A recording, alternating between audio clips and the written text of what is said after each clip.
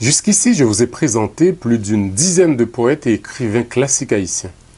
On aurait dit que cette littérature des pionniers n'est faite que d'hommes, mais n'y aurait-il pas de grandes poétesses? Oui, bien sûr, mais il faut parfois beaucoup chercher pour que quelques noms sortent des vieux livres d'histoire. Alors pourquoi?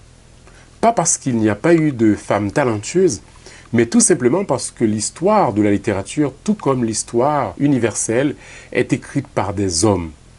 Et souvent des hommes qui pensaient stupidement que le génie était du genre masculin. Et non, le génie n'a pas de sexe. Dans l'histoire des lettres haïtiennes, comme dans l'histoire en général, il y a eu certes de grands hommes, mais il y a eu aussi de grandes femmes.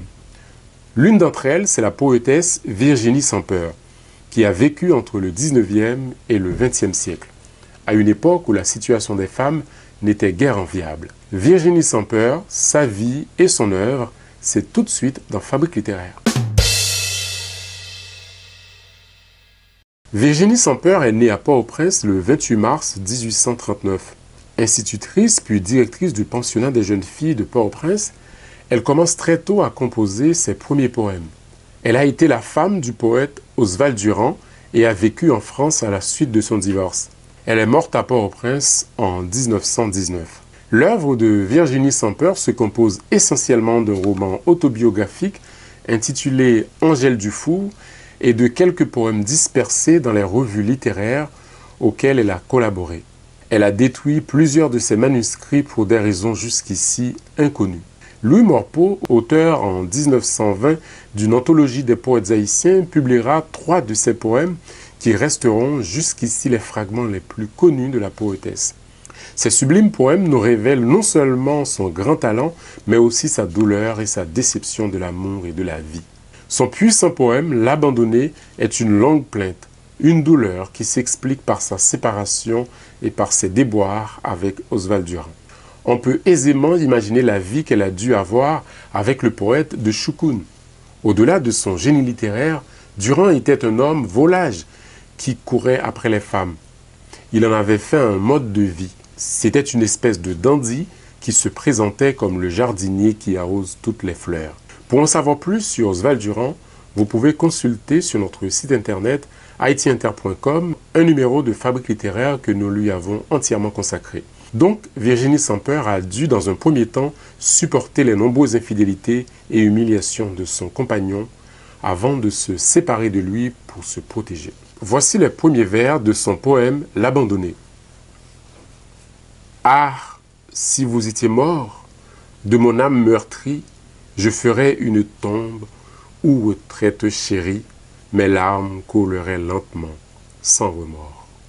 Oui, s'il était mort, si Oswald Durand était mort, elle aurait fait de son âme meurtrie une tombe, au moins cela lui aurait consolé, et elle supporterait sans doute plus facilement leur séparation.